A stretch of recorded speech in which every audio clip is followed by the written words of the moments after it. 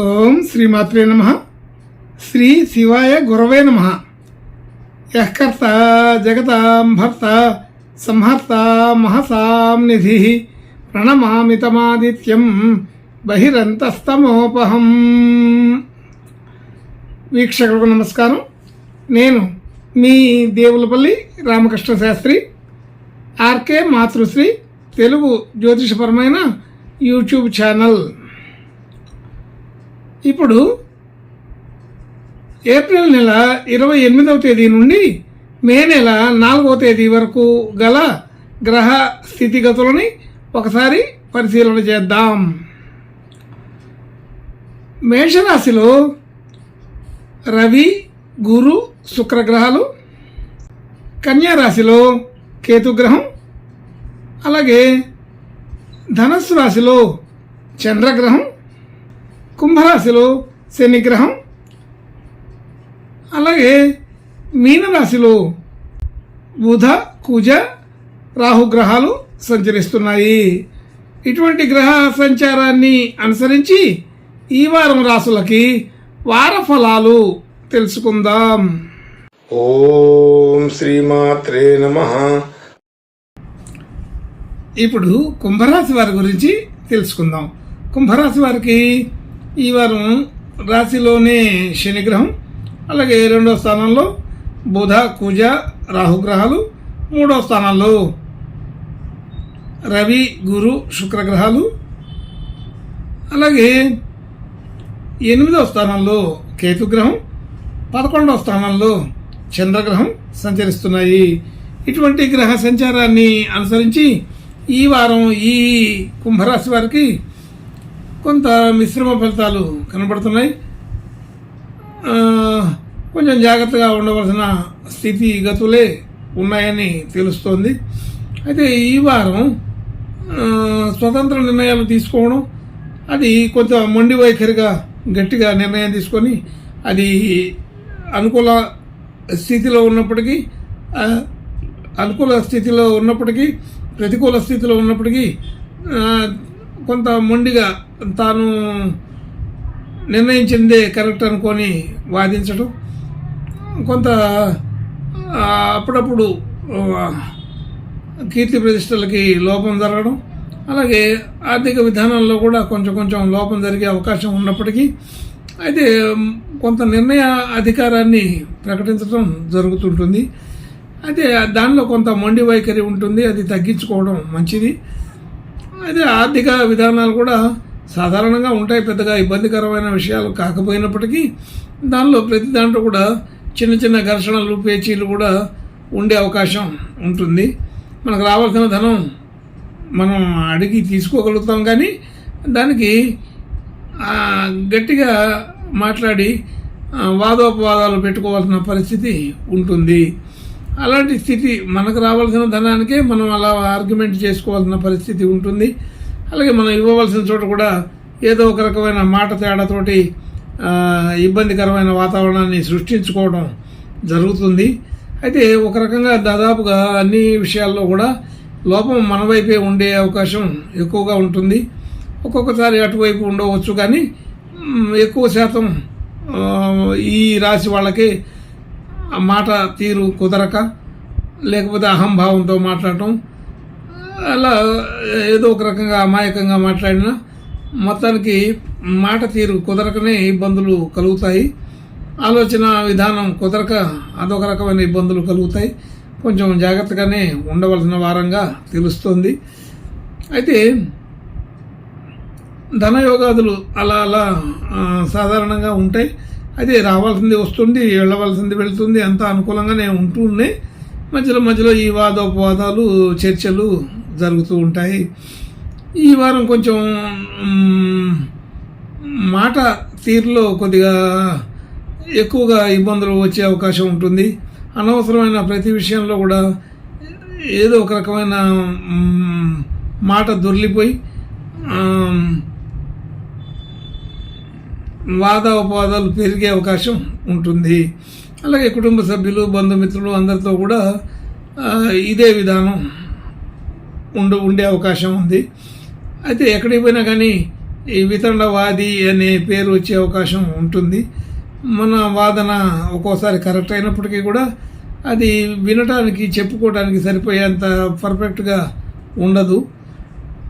ఏదో మొద్దుగా ఆర్గ్యుమెంట్ చేసినట్టుగా ఉంటుంది తప్ప అది మార్చుకుంటే బాగుంటుంది. అదే సందర్భాన్ని బట్టి ఆలోచన చేయడం అనేది ఈ వారం చేస్తే బాగుంటుంది. అలాగే గృహ వాహన యోగాదులు కూడా సాధారణంగానే ఉన్నాయి. అంటే కొనుగోళ్ళు అమ్మకాళ్ళు చేసే వాళ్ళకైతే ఇది అనుకూలం కాదు. అయితే వాటిలో కూడా ఏదో సమస్య ఉంటుంది. గృహాలకి వాహనాలకి రిపేరులు చేయవలసిన పరిస్థితి వస్తుంది. ప్రయాణాల్లో కొంచెం జాగ్రత్తగా ఉండాలని కూడా తెలుస్తోంది. ప్రయాణాలు చేయకుండా ఉంటే మంచిది. చేసినప్పటికీ కొంత జాగ్రత్తగా ఉండాలి. కొన్ని చిన్న చిన్న సమస్యలు ఇబ్బందులు వచ్చే అవకాశం కూడా ఉందని అనుకోవాలి, అర్థమవుతుంది. అలాగే విద్యా వ్యవహారాదులు సాధారణంగా కొత్తగా ఏదైనా కోర్సులు తెలుసుకోవడం, నేర్చుకోవడం మొదలైన విషయాల్లో సాధారణమైన అనుకూలత ఉంటుంది.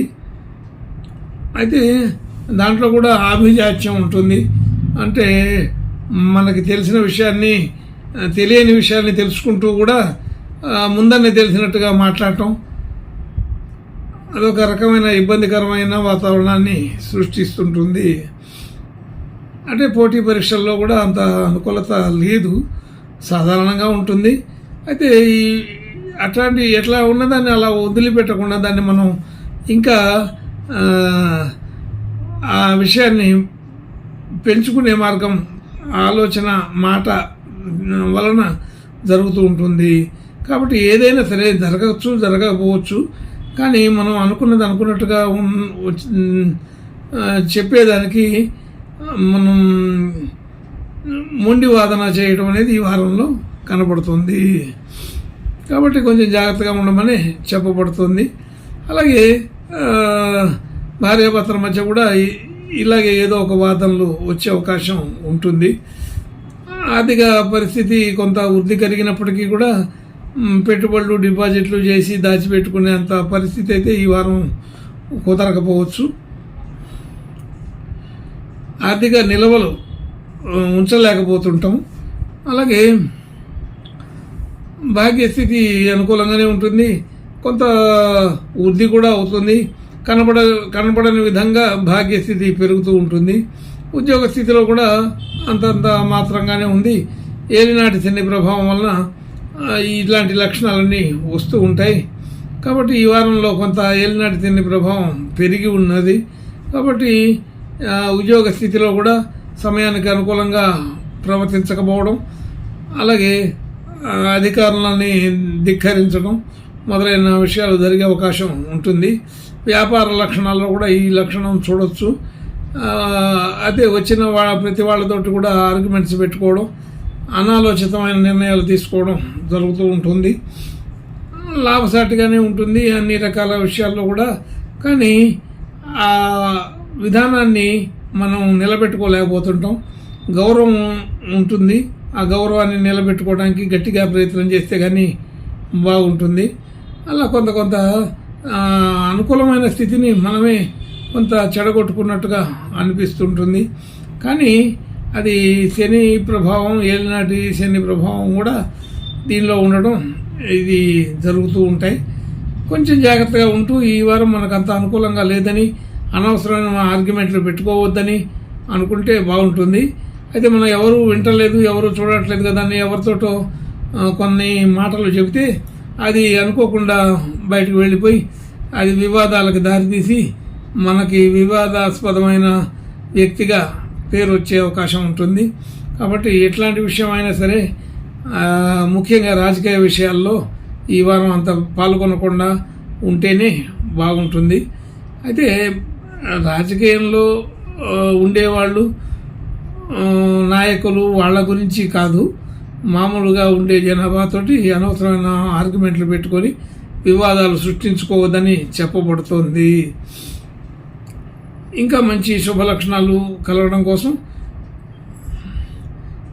ఖర్చుల విషయానికి వస్తే సాదాసీదాగా అది ఎన్ని రకాల ఖర్చులు ఉన్నప్పటికీ కూడా మనకి అనుకూలమైన పరిస్థితిలో ఎప్పుడు ఉండే ఖర్చులు ఎలాగ ఉంటుంటాయి. కొత్తగా కూడా మనం సొంత విషయంలో ఖర్చు పెట్టాల్సిన అవసరం కొద్దిగా ఉంటుంది. అలాగే మిత్రులు, బంధువులు వాళ్ళల్లో కొంత మనం ఆర్థిక సహాయం చేయవలసిన పరిస్థితి కూడా కొంత కనపడుతుంది. కొన్ని ఆర్థిక సహాయాలు చేస్తారు. అలాగే దైవ దర్శనానికి, దైవ సంబంధించిన విషయాలకి కూడా కొంత ఆర్థిక ఖర్చులు పెడతారు. ఇది సాధారణంగా ఉండే ఖర్చుల వ్యవహారం. ఇంకా మంచి శుభలక్షణాలు కలగడం కోసం ఈ కుంభరాశి వారు గణపతి దేవుని ప్రార్థన, నమస్కారాలు చేసుకుంటే ఇంకా బాగా అనుకూలంగా ఉంటుంది. శుభం భూయాత్. ఓం శ్రీమాత్రే నమః.